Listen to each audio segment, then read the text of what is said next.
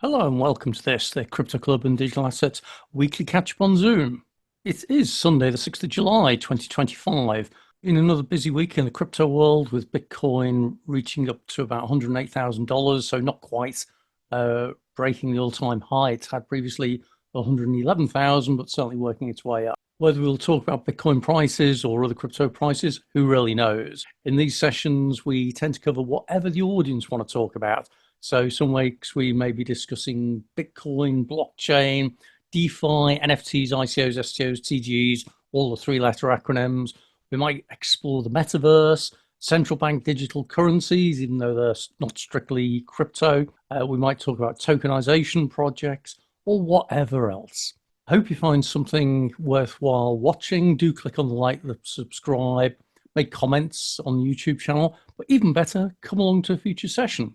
These events are open to everybody, novice and expert alike, and we hold them every Sunday evening, 7 p.m. till 8 p.m. UK time. Details in how to join us are in the link below. So with that, let's see who's going to come and join us today. Annie, hello. Welcome back. Hello. Hello, Stuart. Stuart. Hello. Hi, how are you? And I thought there was a really interesting comment that came out from, there's a show I listen to, which is the podcast Daily Brief on AI. And I really like it because it's only about 20 minutes long. And this guy basically gives an update on all the latest news and that. And I run it at 1.5 times speed. So it means I can get my train in, and on the commute, I can listen to a couple of episodes.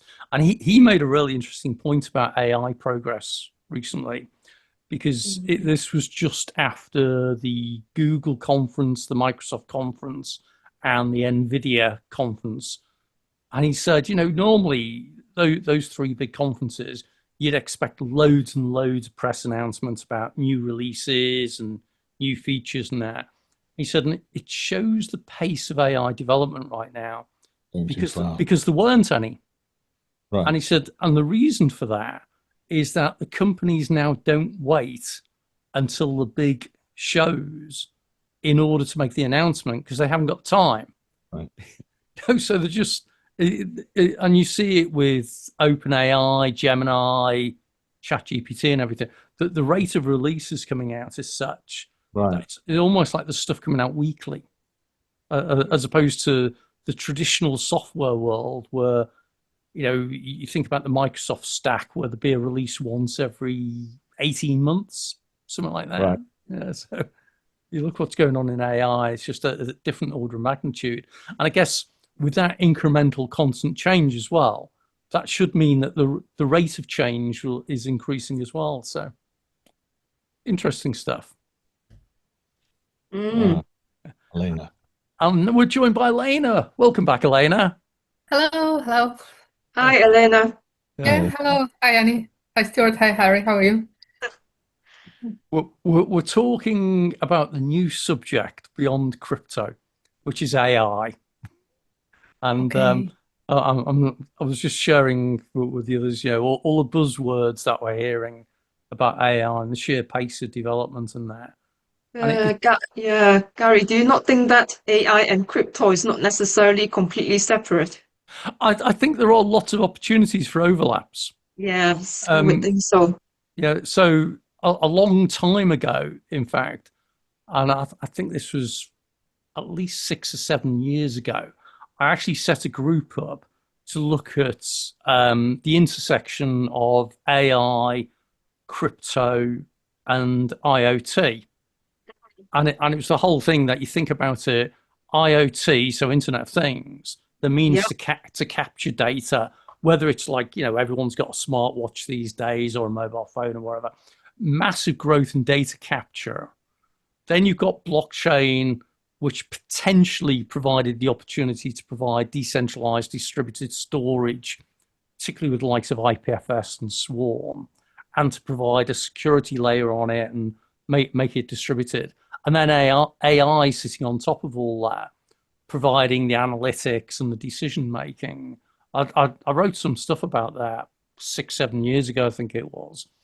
And now it seems to be coming true. So I agree with you, Annie, that I think there's definitely a whole overlap. And Jamie, I've forgotten Jamie's second name now. one of the crypto startup accelerators, whose name I can't remember now, but they came up with the trying what they called it now. It was a hypothesis about the intersection of those things, and I think that was spot on as well. So yes, I agree. So Elena, any new developments on your side? Any crypto related things, or blockchain, or metaverse, or is it all quiet for now? No, I just wanted to add, would you agree that AI is actually applicable to any area? Potentially. It's like Potentially. any other. It's like any other tool, isn't it?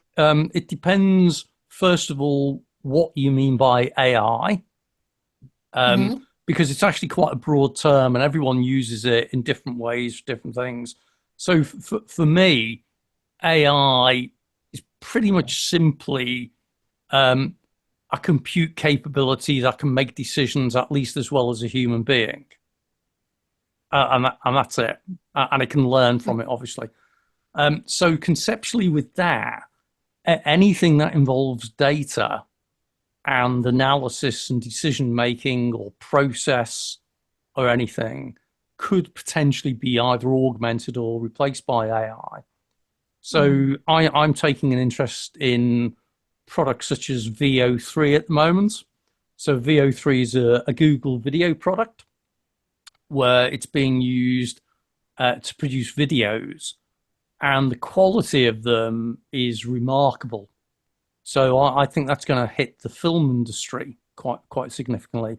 Now that product's not been launched in the UK yet; it's not available for general release, don't think, but you can access it in the States.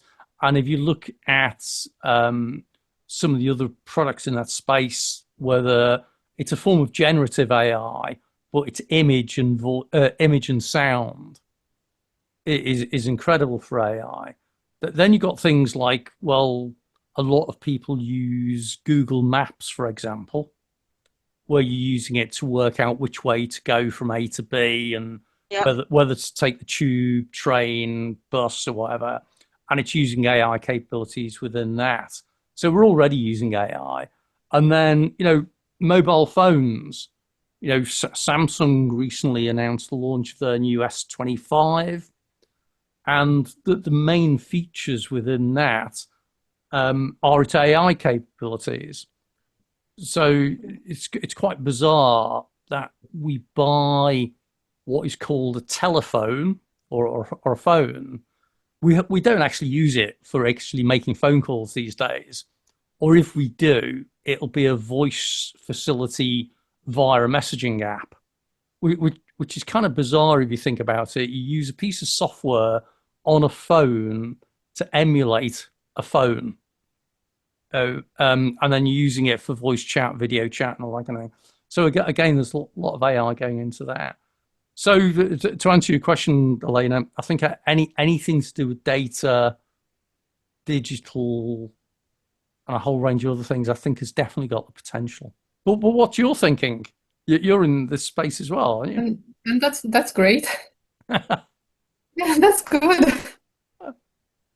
And I'm thinking that in the first while, initially, these people probably won't take it seriously, and mostly it would be used for, I don't know, entertainment purposes, or just asking ChatGPT anything instead of going on to Google and Googling.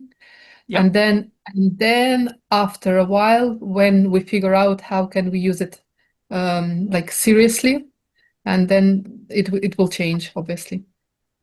I think you're right. And it's interesting as well, in the conversations I have with people who aren't in the IT space, more and more, whereas they used to say to me, oh, I Googled this, they're now saying, oh, I found this on ChatGPT. So that they're now using ChatGPT as an information and knowledge engine. So it's kind of a search engine plus capabilities. So certainly I'm seeing a real growth in that. So I agree with you. That's definitely the way things are going. And then the other thing as well, I find Microsoft Copilot to be a complete Yes. and utter pain in the proverbial, because for anyone who Why is that? remembers Microsoft's Clippy product, which many years ago in Microsoft Office was this little clip thing which would appear and say, "Hi, I see you're trying to write a letter. Can I destroy it for you in some way?" Or I think that's what it actually meant, because it usually made a mess of things. And Microsoft Copilot is now so embedded in Office Suite products that it's now getting very difficult to not use it in some way. So it's now, if you open a Microsoft Word document, for example, it'll do the Clippy thing. It'll say, "Hi, I see you're trying to write a letter. Can I help you with it?" But now it's trying to help you with setting the tone, the grammar, the words, the explanation, and it'll actually write the thing for you. And then you go into Microsoft Excel. It's got Copilot facilities built into it and everything as well, which is kind of nice, because you can say to it, "I want a spreadsheet that'll do a VLOOKUP for me to find this thing here, blah, blah, blah, blah." And I can never remember the formula for VLOOKUP. And it's actually very, very easy when you work it out. But to be able to just say to something, "Oh, what's the formula to do this?" And you don't even have to say VLOOKUP. And it might actually say, "Oh, what you want to do is do a sum if, blah, blah, blah." Brilliant. But I would like to know where the button to switch it all off is. So, Stuart, you've gone on mute. It's in the control panel. You can take that off. I took mine off last week. Okay. It took a I bit will of switch, but and it may be different because I've got it running on Macintosh Okay. or MacBook, so it's in virtual. Yeah. It may also be, it's quite weird as well. So I work for a number of clients and organizations now where I actually use their laptops. And I find that really interesting, because quite often they generally have the laptops incredibly well locked down. So you can't use it for either nefarious purposes or not non-work purposes, which is absolutely fine. And so for a long time, I found even if you were trying to legitimately explore something as part of the project, could I use ChatGPT to help me with this project on something, that you couldn't. But now I've found that they've switched it all on, and I can't switch it off. So I'm stuck. I can't win. There's no escape. But again, coming back to Elena's points, it's the whole thing there that this stuff is becoming so embedded within the core products that you'll end up using them whether you want to or not. So, and whether we besides whether we notice it or not. So that takes it onto a deeper level as well. It was interesting. I was having a conversation with someone the other day, where I think there's a project in the States. I don't have the details to hand. Someone may have mentioned it previously, where they're doing MRI scanning, so magnetic resonance imaging. So this is where you use devices to look at the activity in the human brain. So you can see, if you ask someone a question, a certain place in the brain, the medullary oblongata or somewhere, will kind of like light up as the neurons work out how to answer a question. And what they discovered, that they did this with some students, and they've detected noticeable changes in brain behavior of students who use AI to help them. That it seems to be that they're being dumbed down by the use of AI. So this is interesting, where they're using AI to help themselves. Gary, I would put that as fictitious. You reckon? Yeah, I mean, go back to when a biro was invented and how teachers would tell you that if you use a biro, you're going to destroy your handwriting, you won't be able to write, etc., etc. I mean, things like this is just sheer propaganda. You've got to look at who was paying for that study. It may well be. I get that. I think you're right. There is some stuff put out, but equally, it is worth watching and listening to people, because I have seen a few people who do seem to have a high dependency on these technologies, who definitely have a reducing ability to think for themselves. Well, I'm going to question that again. 20 years ago, you could remember a whole litany of phone numbers of friends. I would argue that that is to do with How many, short-term, long-term memory, though. how many do you remember now? You, I can still remember my first phone number. oh, I can as well. I Yeah, remember my first girlfriend, yeah, but that's yeah, not what I was asking. It yeah. is you would not have a cell phone, and so you would remember that Tim and David and Peter Mm. and Andrew, you'd remember their numbers to call them to come play or whatever. Hmm. But now no one does that. I don't even know my daughter's numbers. It's just I press Annabelle or I press Jade Yep. or whatever. So you've got just different amounts of knowledge that are being thrown at you, and you disregard those that you don't have to put in mental effort to. Hmm. But What- it's a little bit like it's a bit like map reading. The What's a I love looking at maps. I think maps are more interesting than books, because they're fascinating. But fewer and fewer people seem to have the ability to read maps now, because they Mhm. just put it into Google Maps or whatever and they follow the arrow. Exactly. Yeah. Exactly. Yeah, I have trained myself reading map before, this sort of thing in existence. Even the version in the car, whatever you call it now, that there was a GPS? version that happens in the car first before you have your smartphone. Oh, whatever it's called. I remember. I know what you mean. So Yeah, yeah. So before so that existed, I actually know how to read map and direct a driver left, right, left lane, right lane, sort of thing, and turn the roundabout whichever direction, that sort of thing. And you're right, people doesn't have to learn that skill anymore. Yeah, but then equally, it's one of those things that if there isn't a need to have a particular skill, then it does it really matter if you don't have it. But it comes down to cognitive ability in that, and this is where I think as long as you keep your brain active and you're doing puzzles and this kind of thing, fine. But some people do seem to be. I definitely fear there's a dumbing down risk. So we shall see. In 20 years' time, we'll look back and we'll go, "Wow, they were right," Gary knew or that. equally, what a load of rubbish. Yeah. And Uh, would you think that with the help of the modern technology, people are just able to operate larger amounts of data and information, but their mental ability and cognitive abilities remain the same? Or if 30 or 50 years ago, to write whatever master's or a PhD thesis, you'd need to spend a lot of time sitting in the library and with access to actual paper books, while nowadays you can do it on your laptop. I think you're right, but again, it's like anything.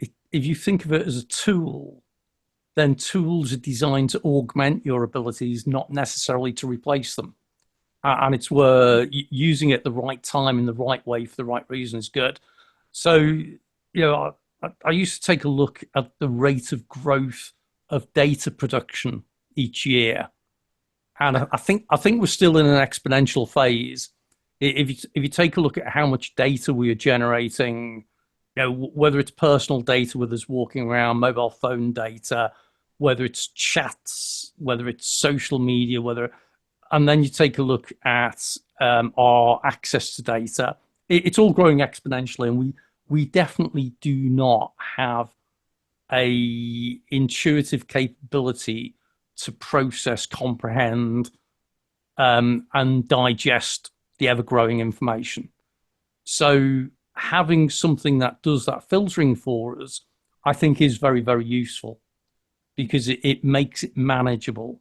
So I always find it fascinating. I used to be involved in stuff where we took quite a close look at how much, or rather how many different information sources someone could process at the same time.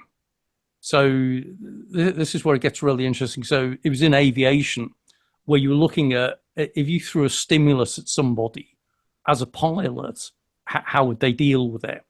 So you might throw something like, what is their airspeed, and they had to fly within a certain limit or whatever. And fine, they could control the airspeed, they control the airplane and that.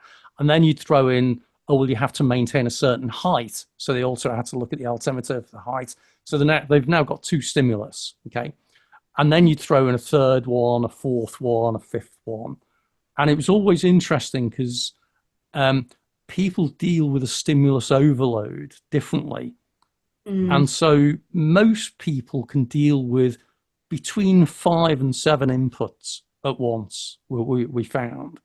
And this is really interesting to be aware of that, because it means you learned about things like cockpit resource management, as it's called quite often, about how to limit the number of stimulus that you're throwing at someone.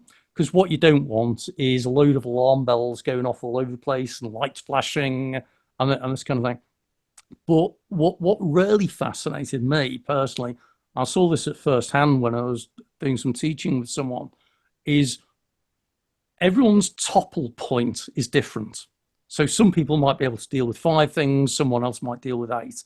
But what's really interesting isn't the number of things they can deal with, but how do they cope with that extra stimulus level that goes beyond their ability? And this is where I found interesting. It comes back to information again.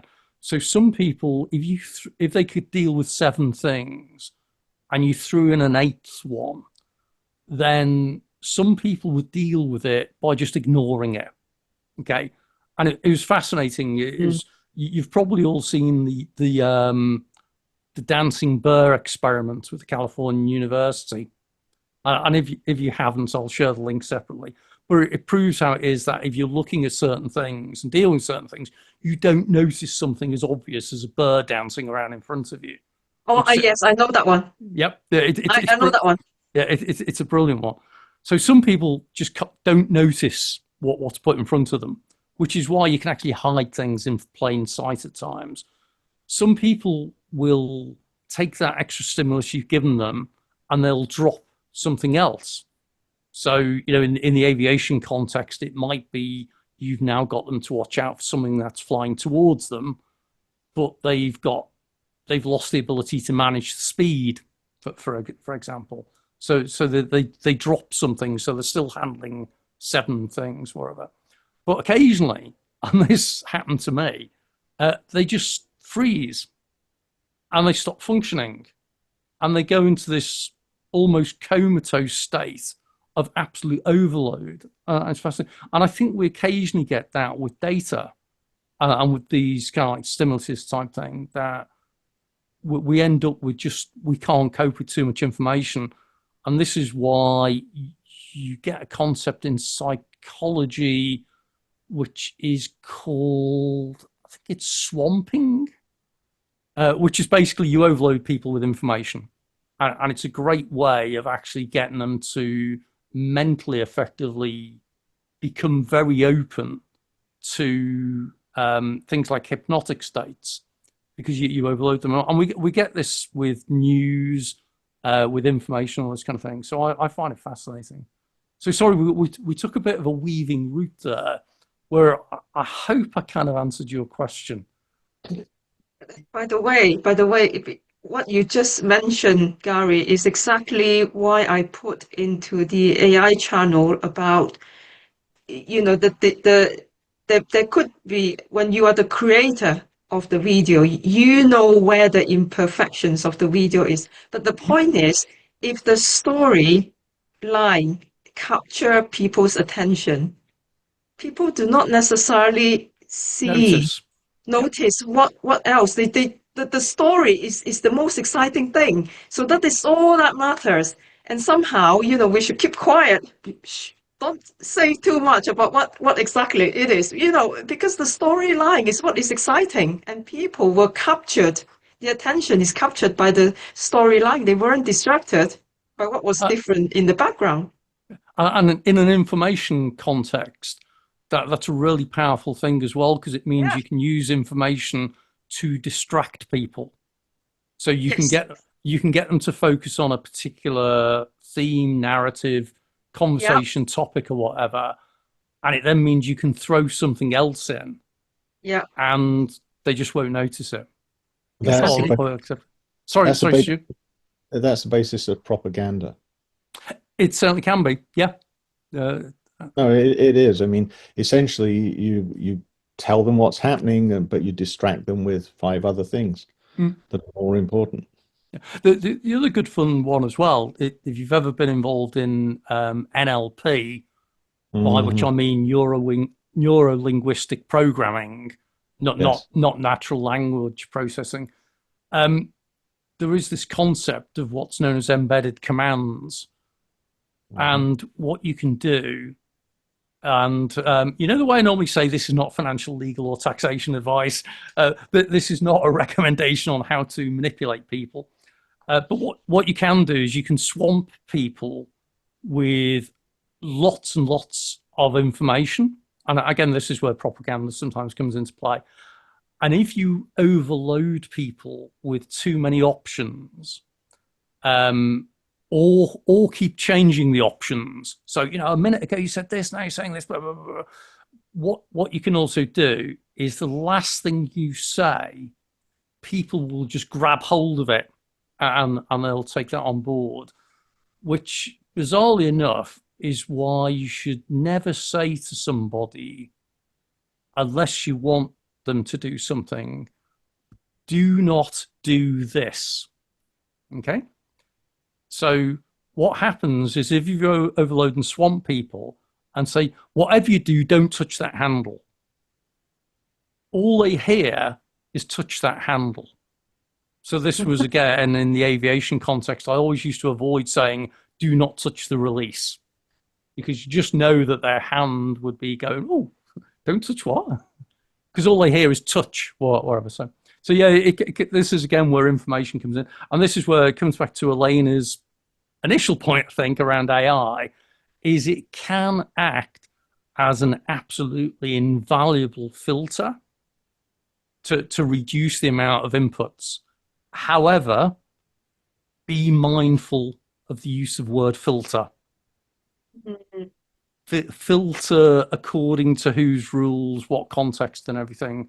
And that's where it comes back to Stuart's thing about propaganda, because if you can control the information flow, then you've got an interesting control on a lot more. Yeah. So Yeah. I'm going to have to think really hard on which bits of this video I edit out now and which bits I leave in. The thing is, you see, Gary, it's not that psychology doesn't have its own application in blockchain. It probably does. There's a lot of creative stuff. So, we try sometimes in the past for me, possibly, is that psychology is completely different from science. But actually, because of my MBA, that's where the psychology content came from for me. Hence, actually, they are all mixed. It's not that you say one thing without the other. Actually, if you creatively manage to use them together, you create quite a huge impact. But for me, I want to create a positive impact, just in case people misunderstood what that impact means. To some people, things something else. So yeah, positive impact, certainly. But I wouldn't say crypto has no relevance, or this has no relevance with regard to crypto, even though we haven't mentioned sort of, So there is another connection, actually, I can offer. Yeah. Maybe to Yeah. wrap this up a little bit. If you think about how AI prompt and responses work, Yeah. then the responses are actually tokens. Okay. So the mathematical constructs of statistics, basically if you ask ChatGPT to do something for you, the Mm-hmm. response it gives back, and I always say that AI gives you a response, it doesn't give you an answer. Okay, Yeah. and the response is a series of letters, words, or whatever, which are known as tokens. Okay, and they're simply the next most likely token to appear. So this is where crypto, with its use of crypto tokens, could potentially have a connection, but I don't know how offhand. But I think there might be something in that. And Stuart's smiling, as you can see me performing mental gymnastics to try and connect them. I was just trying. I was waiting for the microphone to drop, as you said, and they're connected by boom. And for those who'd like to understand that, do stick around for next week's episode where we will be talking about this. Absolutely, absolutely. There's always creativity, by the way, in anything, whether it's crypto or AI or combination of both, and with all the other things that you mentioned earlier on, Gary.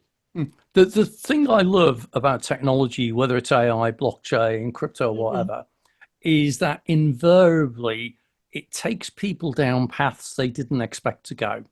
And that's where the really interesting stuff goes. I always use the example of SMS, so the messaging capability. SMS was originally designed just for telecoms engineers to send status messages. Oh, to each other. Yeah. And it ended up being adopted and adapted for one of the world's largest messaging capabilities. That was not a design intention, but it ended up that way. So I think with crypto and blockchain and AI, I think we're going to see a lot more examples of that happening, where we'll end up using this stuff in ways that we didn't realize we use it for. Absolutely, absolutely. Wow. So Learned a lot from you, Gary, as usual. Sorry, I didn't mean to dominate the conversation, but it is a really interesting area, I think. So maybe on that note, we'll leave the call for this week. Good time to wrap up. Elena, as always, you lit a spark of an interesting journey of discovery. We ended up probably somewhere we didn't expect to be. Let's do it again next week.